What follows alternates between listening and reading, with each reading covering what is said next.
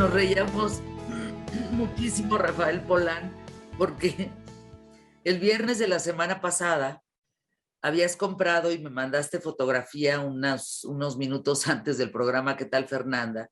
Del color de los sprays que nos íbamos a pintar el pelo, Trueba, tú y yo.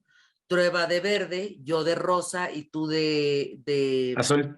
de azul. Y resulta por circunstancias que me tuve que ir a hacer un estudio muy completo y salgo positiva en COVID. Y entonces te escribí lo que hace uno para no pintarse el pelo de rosa, ¿no? Que te dé COVID, porque si no, hubiéramos acabado con los pelos hechos un desastre. Pero dijiste algo, Fernanda, que creo que tengo que corregir. Dijiste, nos íbamos a pintar el pelo. Ajá. Nos vamos, ¿eh? Ah, hijo. Bueno, Nos vamos. entonces vámonos con la leyenda negra de Lucrecia No, Borgia, por favor. no. Ahí está, ¿eh? Yo nada más le recuerdo al público que sí me mandaron muchos tweets de, ay, espero que se recupere pronto, pero dile que Se pintan los... no se va a librar. Yo me voy a llevar un peine porque todo esto así va a ser rosa. Así todo esto, todo el fleco, toda la parte de enfrente, verán, va a ser rosa. ¿Cómo de que no? Bueno, cuéntanos, por favor, esta leyenda negra. ¿Fue inventada? ¿Quién inventó esta leyenda? ¿Quién la inventó? Qué pregunta tan compleja. Parece ser que las grandes familias italianas no querían mucho al Papa. No lo querían justo porque tenemos que entender que era otro papado. Era una época en donde el Papa tenía ejércitos, Fernanda. Los papas eran guerreros. Defendían la fe de otra forma. Y hay que ver la historia en ese contexto. Hay toda una leyenda negra. ¿Quién la inventa? Depende en dónde, Fer. Parece ser que en Florencia son ciertos frailes dominicos los que están hablando mal del Papa. En Roma, las grandes familias rivales, sobre todo las que tienen la posibilidad de tener un Papa en la familia, claramente no ven bien que llegue esta familia española y a base de nepotismo empiecen a acaparar puestos. Eso le va a molestar mucho a las familias italianas. Miren, si tú lees la historia de Lucrecia Borgia, que es lo que yo a veces le pregunto a la gente, ok, tal personaje fue malo, pero ¿por qué? ¿Por qué sabemos que fue malo? ¿Qué dicen las fuentes? Y tú a veces lees las fuentes, y en el caso específico de Lucrecia Borgia. Ándale, se quedó, pero como Lucrecia Borgia. Ahora sí ya, porque se te fue el internet. Ay, ¿cómo creen? Sí. Pues miren, era una mujer de gran belleza, era una mujer cruel, Hasta decían, Ajá. depravada, y decían que tenía un anillo, Fernanda, con venenos para echárselo a sus enemigos. Pero eso surge después, Fer. Víctor Hugo, en el siglo XIX, Víctor Hugo, el de los miserables, el del jorobado, él dice que Lucrecia Borgia era una persona viciosa, despiadada y una maestra en venenos. Fernanda, Víctor Hugo no la conoció, o sea, ¿cómo sabes, Víctor Hugo? No, o sea, ¿sabes? Fueron 400, 300 años después. Es el mito, es la leyenda negra. Cuando lees la historia de Lucrecia Borgia en específico, no sabemos, Fer, si fue más víctima que victimaria. Es una joven que nace en 1480 en medio de un torbellino político y parece ser que solo va a ser el instrumento de su padre más que un protagonista, es un peón político.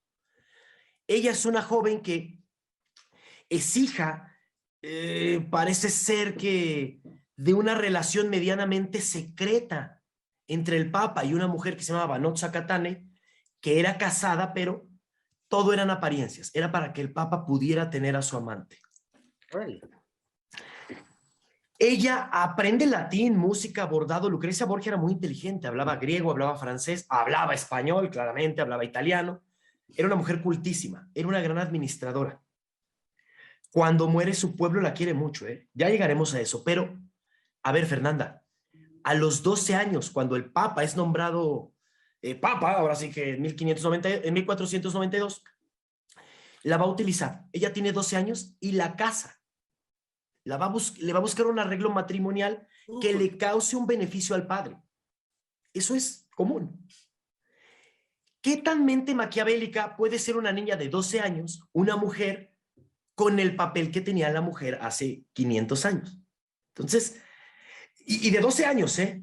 La van a casar a Lucrecia a los 12 años con un hombre que le triplicaba la edad. Uf.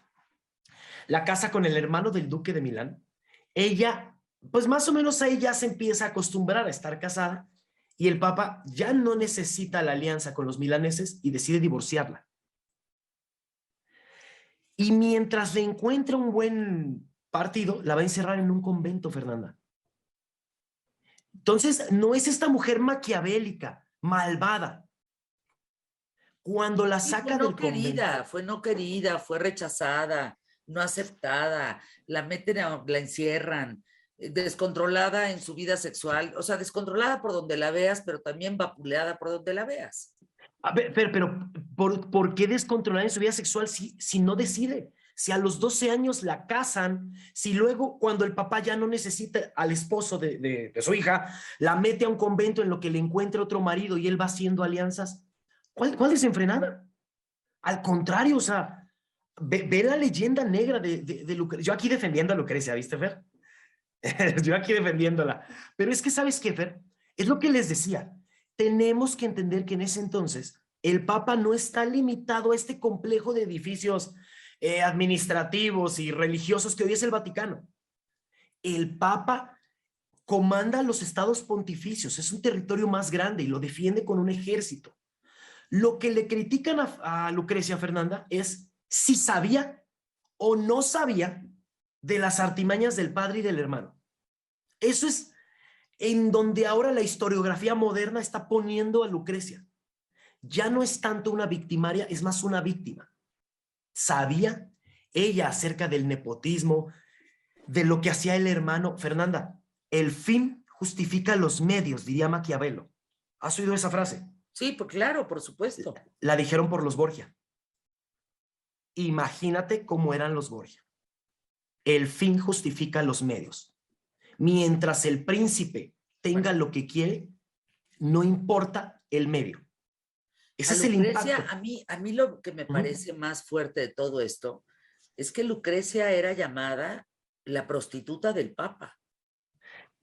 Sí, sí. Te voy a decir por qué, Fernanda. Hay un episodio que es el más polémico probablemente de la vida de Lucrecia Borgia, cuando le matan al segundo marido. La sacan del convento que les estoy contando y ya para este entonces había un fraile dominico, que fue el que les platiqué la semana pasada, Jerónimo Savonarola, que empieza a inventar que el Papa casi que es el diablo, Fernanda. De verdad es el anticristo el Papa. De eso decir que se acuesta con su hija, hay una línea muy delgada, ¿no? Las grandes familias italianas también empiezan a decir eso. Pero te voy a decir una cosa, Fernanda. Lucrecia va a terminar como duquesa de Ferrara y tiene muchos súbditos. Lejos del Papa, Fer. Lejos de Roma. Lejos de los rumores. Ella sola le llamaban la Madonna del pueblo.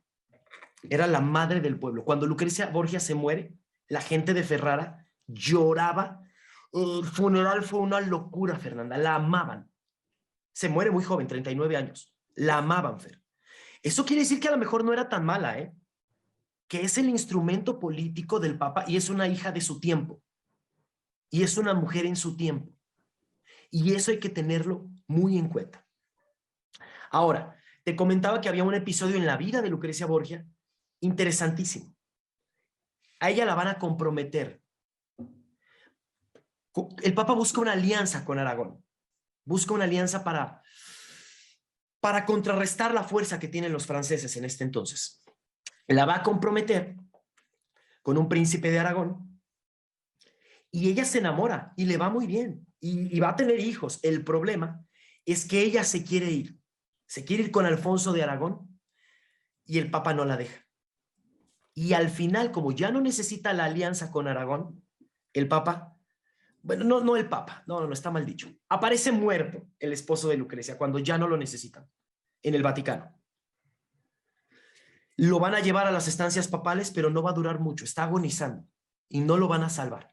Eso, Fernanda, es lo que creó toda la leyenda negra, porque empezaron a decir que ahora no solo se acostaba con el papá, se acostaba con el hermano y que el hermano en un ataque de celos mata al esposo de su hermana. Los mitos de la historia, Fernanda, la historia no es este ser escrito en piedra que la gente piensa. La historia cambia y cambia y cambia. Y resulta que los buenos son los malos. Fernanda, lee la historia de Benito Juárez. Sí, sí, sí. O sea, lee la historia de Benito Juárez y dime si es el bueno de la historia. No. No estoy diciendo que no haya hecho cosas buenas, ojo, No, Benito Juárez. que hizo cosas buenas, claro. No, efectivamente. Criminal, no. Hemos Loco, construido una historia. Fernanda, deja la presidencia porque se muere nada más, ¿eh? Era un dictadorcillo, ¿eh? No, Benito Juárez, deja la presidencia porque se muere. A los que peluceaba y pendejaba eran los indios.